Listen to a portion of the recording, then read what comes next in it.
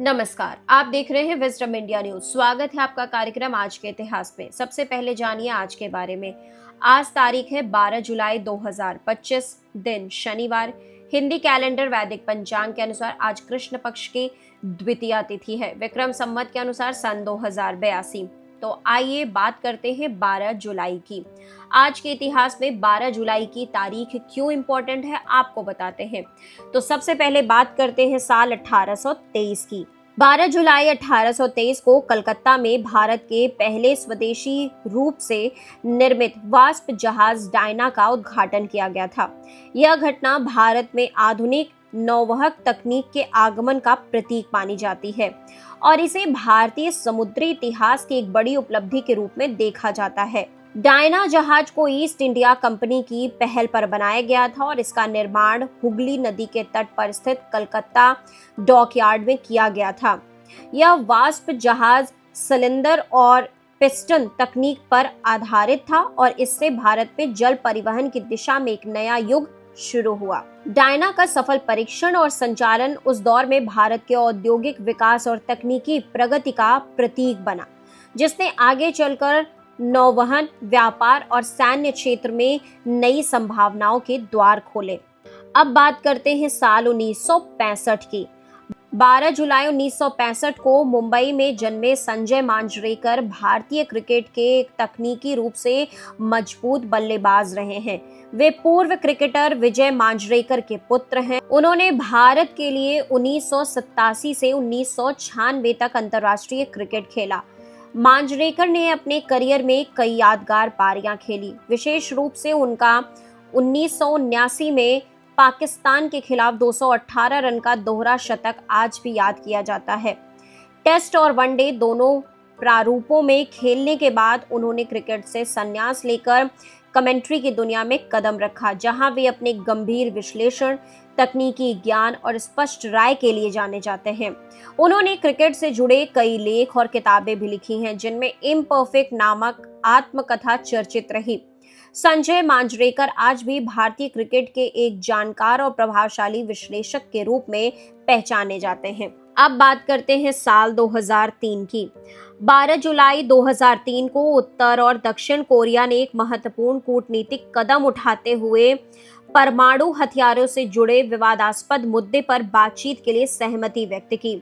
यह समझौता उस समय के तनावपूर्ण हालात में एशिया और विश्व शांति के लिए एक आशा की किरण माना गया। उत्तर कोरिया के परमाणु कार्यक्रम को लेकर अंतर्राष्ट्रीय स्तर पर बढ़ती चिंता के बीच यह सहमति 6 पक्षीय वार्ता यानी 6 पार्टी टॉक्स की दिशा में पहला निर्णायक कदम था, जिसमें चीन, जापान, रूस और अमेरिका की भागीदारी भी प्रस्तावित थी। इस पहल का उद्देश्य था कोरियाई प्रायद्वीप को परमाणु मुक्त क्षेत्र बनाना, सुरक्षा, आर्थिक सहयोग व विश्वास बहाली को बढ़ावा देना। यह दिन राजनयिक प्रयासों को शांति स्थापना की दिशा में ऐतिहासिक पहल के रूप में याद किया जाता है, जिसने भविष्य की बातचीत की आधारशिला रखी। अब बात करते हैं साल 2012 की। 12 जुलाई 2012 को भारत ने पहलवानी और सिनेमा की दुनिया के एक महान सपूत दारा सिंह को खो दिया। वे न केवल विश्व विजेता पहलवान थे, बल्कि फिल्मों और टीवी में अपने दमदार अभिनय से भी लोगों के दिलों पर राज करते थे। दारा सिंह ने कुश्ती में अंतर्राष्ट्रीय स्तर पर भारत का नाम रोशन किया और रिंग में अजेय योद्धा माने जाते थे। उन्होंने लगभग 500 से अधिक मुकाबलों में कभी हार नहीं मानी। फिल्मों में उन्होंने हनुमान के किरदार से विशेष पहचान बनाई, जिसे आज भी लोग आस्था और शक्ति का प्रतीक मानते हैं। वे राज्यसभा के सदस्य भी रहे और उनका जीवन संघर्ष, अनुशासन, राष्ट्रभक्ति और सादगी का प्रतीक था। दारा सिंह की विरासत आज भी भारत की संस्कृति, खेल और सिनेमा में जीवित है। अब बात करते हैं साल 2013 की। 12 जुलाई 2013 को हिंदी सिनेमा ने अपने सबसे प्रतिभाशाली और प्रतिष्ठित अभिनेता प्राण कृष्ण सहगल यानी प्राण साहब को खो दिया। उन्होंने अपने करियर में करीब 350 से अधिक फिल्मों में काम किया और 1940 के दशक से लेकर 1990 के दशक तक दर्शकों के दिलों पर राज किया।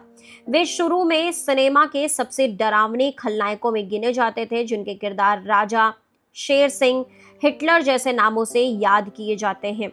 लेकिन बाद में उन्होंने पॉजिटिव किरदारों में भी उतनी ही सफलता पाई, जैसे फिल्म जंजीर, पूरब और पश्चिम और उपकार में। उन्हें उनके योगदान के लिए पद्म भूषण और दादा साहेब फाल्के पुरस्कार से सम्मानित किया गया। प्राण न केवल एक महान कलाकार थे, बल्कि वे भारतीय सिनेमा के उस स्वर्ग युग का हिस्सा थे जिसने अभिनय की गहराई और विविधता को नई ऊंचाई दी।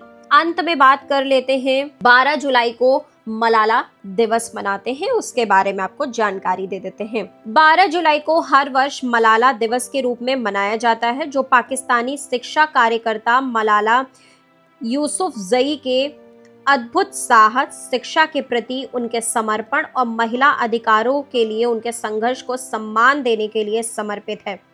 यह दिन पहली बार 2013 में संयुक्त राष्ट्र द्वारा घोषित किया गया था, जब मलाला ने अपने 16वें जन्मदिन पर संयुक्त राष्ट्र महासभा में ऐतिहासिक भाषण दिया था। तालिबान की गोली से गंभीर रूप से घायल होने के बावजूद मलाला ने शिक्षा का हथियार नहीं छोड़ा, बल्कि दुनिया भर में लड़कियों की शिक्षा का चेहरा बन गई। उन्हें 2014 में नोबेल शांति पुरस्कार से सम्मानित किया गया और वे यह पुरस्कार पाने वाली सबसे युवा व्यक्ति बनी। मलाला दिवस हमें याद दिलाता है कि शिक्षा केवल अधिकार नहीं, बल्कि बदलाव का सबसे बड़ा माध्यम है। यह दिन दुनिया भर में उन लाखों लड़कियों और बच्चों की आवाज बनने का अवसर है जिन्हें आज भी शिक्षा से वंचित रखा गया। तो देश दुनिया की बाकी खबरों के लिए आप लगातार जुड़े रहिए विजडम इंडिया न्यूज चैनल के साथ। चैनल को लाइक करें, सब्सक्राइब करें, शेयर करें, कमेंट करें।